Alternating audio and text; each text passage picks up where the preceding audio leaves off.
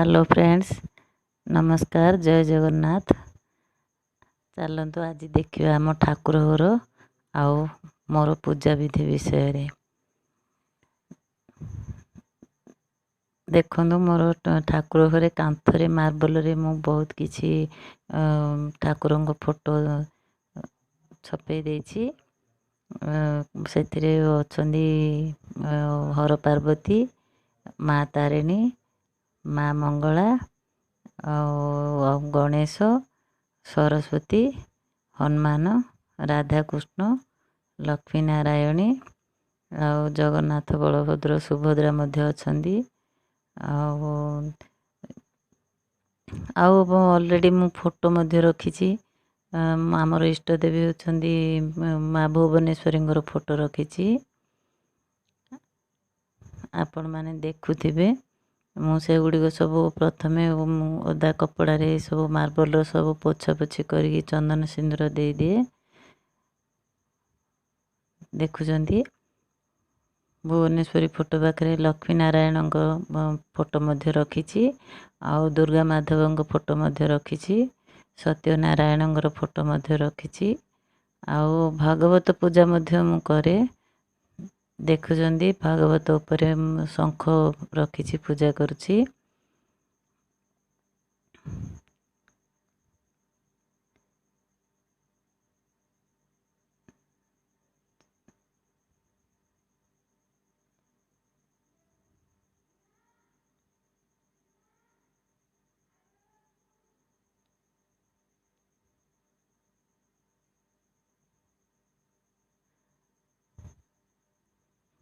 पोछा पोछी सरला परे ठाकुर को तापरे चंदन सिंदूर दे दिए। वर्तमान चंदन सिंदूर मध्य मोर दिया चली। तापरे मु ठाकुर को केते प्रकार फूल मु आम इष्ट देवी सब बड़े मु 5 प्रकार फूल दिए। आपण मैंने देखिए मु 5 प्रकार फूल आम इष्ट देवी भुवनेश्वरी को फूल दिए।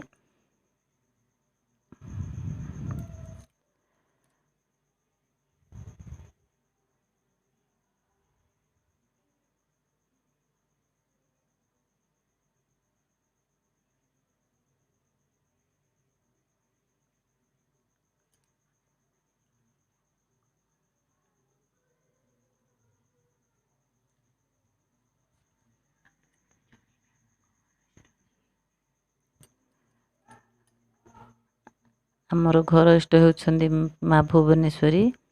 आपण मैंने जनइबे मत आपण घर इष्ट किए कहीं मत ठाकुर विषय और पूजा विधि विषय जानापी बहुत आग्रह लगे।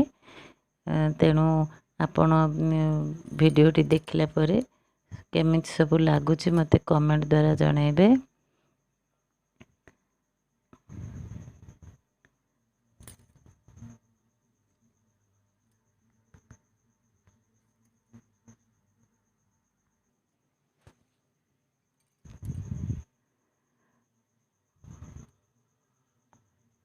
मु मोर बहुत किछि समय मो ठाकुर पाखे दिए कहीं मु केमिति राति पाइब मो ठाकुर पूजा करी से मोर ध्यान थाए। आउ ठाकुर पूजा करने समय मते बहुत आत्म शांति मिलता है। आउ ये मु कौट ना कौट जो हुए तो जदि मार्केट रे फूल न मिलला मध्य मु काहाकू मध्य पठे मु सबुदिन 5 प्रकार फूल आनिकी मो इष्ट देवी की मु दिए। जहाँ किछि मते आसे सब पाटे सबू स्तुति आउ मंत्र सब मु बोली बोली गाई गाई ठाकुर सेवा करे। आउ से समय रे मते आनंद बहुत तृप्ति लगी थाए। एमती जहाँ मो मन रे आसे मु से सब मोर दुख सुख को मोर इष्ट देवी पाखे मु सब कही मु पूजा अर्चना करुए। ଆଉ ମଧ୍ୟ ମୁଁ ଏତିକି କହିବି ଯେ ମୁଁ ଯେତେବେଳେ ମୋତେ ଯେଉଁ ଦୁଃଖ ଲାଗେ ମୋ ଇଷ୍ଟଦେବୀଙ୍କୁ ମୁଁ ଜଣାଇଲେ ମୋର କିଛିଟା ଆଶା ପୂରଣ ହୋଇଥାଏ, କିଛି ବି ମୋର ମନସ୍କାମନା ପୂର୍ଣ୍ଣ ହୋଇଥାଏ। ତେଣୁ ମୁଁ ସବୁବେଳେ ସକାଳୁ ଉଠିଲେ ମୁଁ ଧ୍ୟାନରେ ମୋ ଇଷ୍ଟଦେବୀଙ୍କୁ ରଖିଥାଏ। ଆଉ ସବୁଦିନେ ମଧ୍ୟ ଭୋଗ ଲଗାଏ। କେଉଁଦିନ ଯଦି ଥାଏ ପାଚିଲା ଫଳମୂଳ ଥାଏ, ନଚେତ ମୁଁ ପ୍ରାୟ ସବୁଦିନେ ମିଠା ଭୋଗ ଲଗାଏ।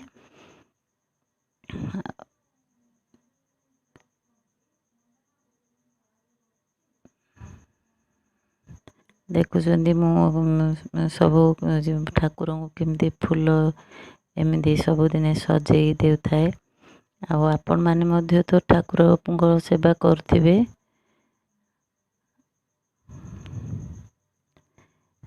ତାହା ମଧ୍ୟ ଜାଣିଥିବେ ଠାକୁରଙ୍କ ସେବାରେ କେତିକି ଆତ୍ମତୃପ୍ତି ମିଳିଥାଏ।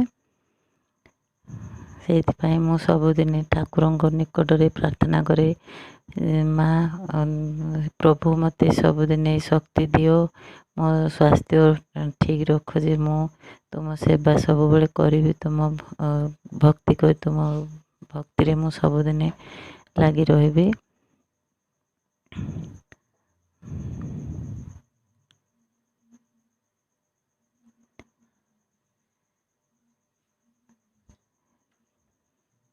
କିଛି ଦିନ ତଳେ ମଧ୍ୟ ମୁଁ ଘରେ ଗୋଟିଏ ସତ୍ୟନାରାୟଣ ପୂଜା ମଧ୍ୟ କରିଥିଲି।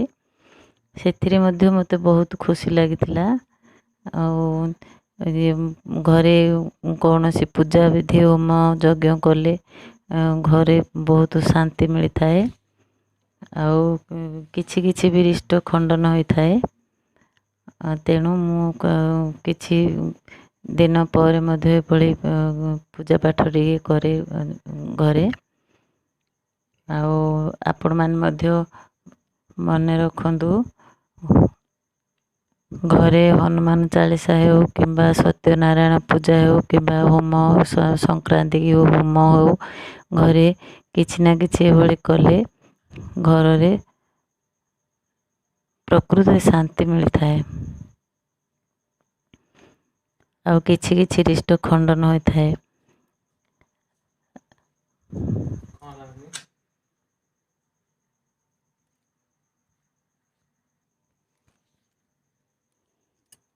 ଦେଖନ୍ତୁ ମୁଁ ସବୁ ଫଟୋରେ ଫୁଲ ଦିଆ ଆରମ୍ଭ କରିଛି। ପ୍ରତି ଠାକୁରଙ୍କୁ ମୁଁ ଗେଣ୍ଡୁ ଫୁଲ ଆଉ ଅପରାଜିତା ଫୁଲ, ଟଗର ଫୁଲ, କନିଆରୀ ଫୁଲ ଆଉ ଗୋଟେ ପ୍ରକାର ମଲ୍ଲି ଫୁଲ ମୁଁ ଆଣି ରଖିଛି, ସବୁ ଠାକୁରଙ୍କୁ ଦେଉଛି। ଆଉ ସେ ଖାଲି ଇଷ୍ଟଦେବୀଙ୍କୁ ତ ଦେଲେ ହେବନି, ସବୁ ଠାକୁରଙ୍କୁ ଦିଆହେବ। କିନ୍ତୁ ଯେଉଁଦିନ ତ ମିଳିଲା ଇଷ୍ଟଦେବୀ ଖାଲି ଦେଇ ଦେଉଛି, ନଥିଲେ ଯଦି ଅଧିକ ଆସିଛି ତାହେଲେ ମୁଁ ସବୁ ଠାକୁରଙ୍କୁ 5 ପ୍ରକାର ଫୁଲ ଦେଉଛି। ନହେଲେ ବାଧ୍ୟତାମୂଳକ ମୋ ଇଷ୍ଟଦେବୀଙ୍କୁ ମୁଁ ସବୁବେଳେ 5 ପ୍ରକାର ଫୁଲ ଦିଏ। ଆଉ ସେଇ ମାଙ୍କର ଆଶୀର୍ବାଦରୁ ସବୁଦିନେ ମୋତେ 5 ପ୍ରକାର ଫୁଲ ମଧ୍ୟ ମୋ ପାଖକୁ ଆସିଥାଏ।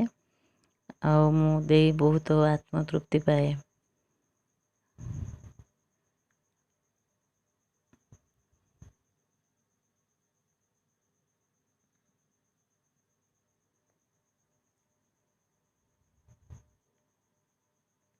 ଠାକୁରଙ୍କୁ ଫୁଲ ସଜେଇବା ସମୟରେ ମୁଁ ଏତିକି ତାଙ୍କ ପାଖରେ ମଜି ଯାଇଥାଏ ଯେ ମୋତେ କେହି ଡାକିଲେ ମଧ୍ୟ ଶୁଭେ ନାହିଁ, କି ମୁଁ କୌଣସି କାମରେ ମୋର ଆଉ ମନ ଲାଗେ ନାହିଁ।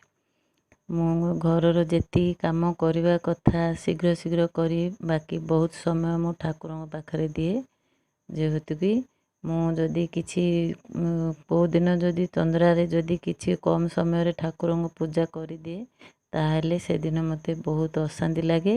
ଆଉ ମୋତେ ବି କିଛି ନା କିଛି ଗୋଟେ ମୋର ରିମାର୍କ ଆସେ। ତେଣୁ ମୁଁ ଶାନ୍ତିପୂର୍ଣ୍ଣ ଭାବରେ ବସି ଠାକୁରଙ୍କୁ ପୂଜା କରେ।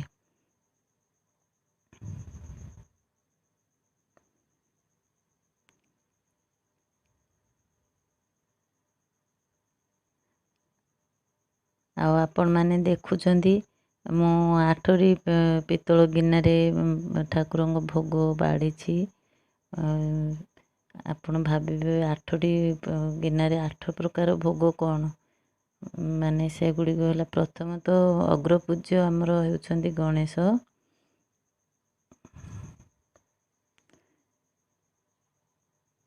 ମୁଁ ପ୍ରାୟତଃ ସବୁବେଳେ ଠାକୁରଙ୍କର ଏଇ ଭୋଗ କରେ, ଫଳ ସହିତ ସେଇ ମିଠା ଭୋଗ।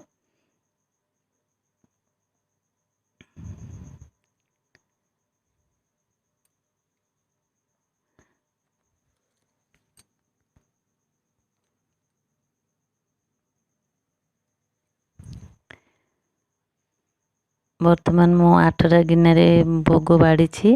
ଦେଖନ୍ତୁ 7ଟା ଗିନା ଏକା ଭଳି, ଆଉ ଗୋଟିଏ ଗିନା ଅଲଗା କରିଛି। କାହିଁକି ନା ଆମର ସବୁବେଳେ ଘରେ ପିତୃ ପୂଜା ହୁଏ। ଆଉ ଏଇଟା ଦେଖୁଛନ୍ତି ଏଇ ଫଟୋଟି, ପ୍ରଥମେ ଅଗ୍ରପୂଜ୍ୟ ହେଉଛନ୍ତି ଆମର ଗଣେଶ। ମୁଁ ଗଣେଶଙ୍କ ପୂଜା କରେ। ତାପରେ ଲକ୍ଷ୍ମୀ ନାରାୟଣ,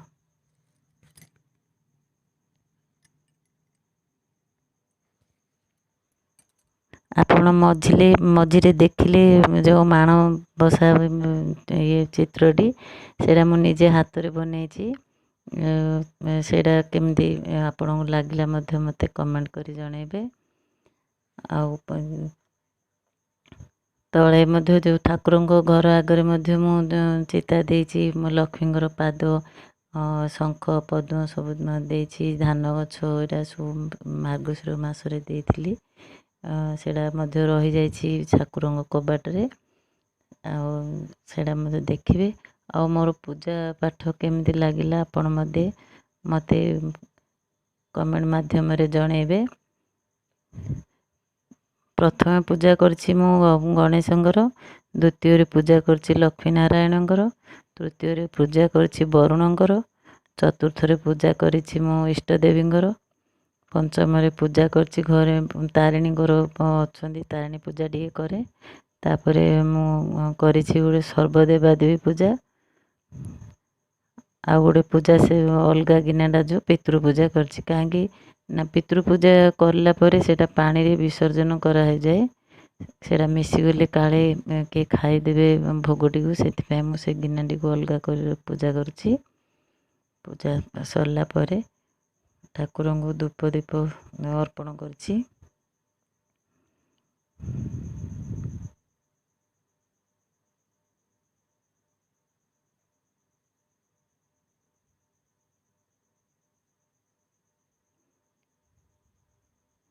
ପ୍ରତିଦିନ ମୁଁ ଠାକୁର ଘର ସଫାସୁଫି କରି ପୋଛାପୋଛି କରି ମୁଁ ତାଙ୍କ ଦ୍ୱାର ଆଗରେ ସବୁଦିନେ ଚିତା ଦେଇଥାଏ।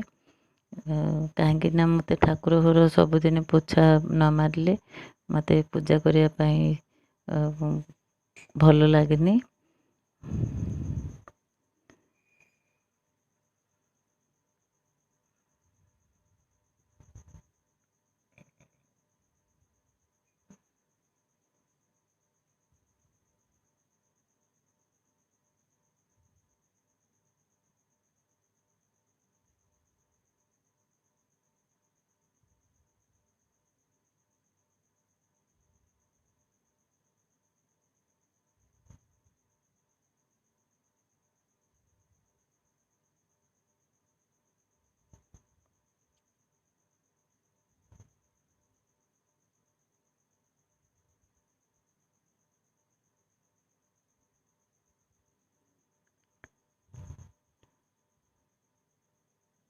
ଠାକୁରଙ୍କର ଧୂପ ଦୀପ ପରେ ମଧ୍ୟ ମୁଁ କିଛି ସମୟ ଗିନି ବଜାଏ। ଆଉ ମୁଁ ନିଜକୁ ନିଜେ ଆନନ୍ଦ ଅନୁଭବ କରେ।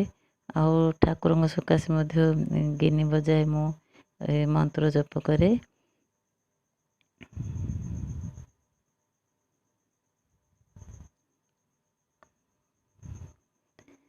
ଦେଖନ୍ତୁ ମୋର ବର୍ତ୍ତମାନ ସବୁ ପୂଜା ବିଧି ସରିଯାଇଛି। ମୁଁ କିଛି ସମୟ ଧ୍ୟାନରେ ବସିବି।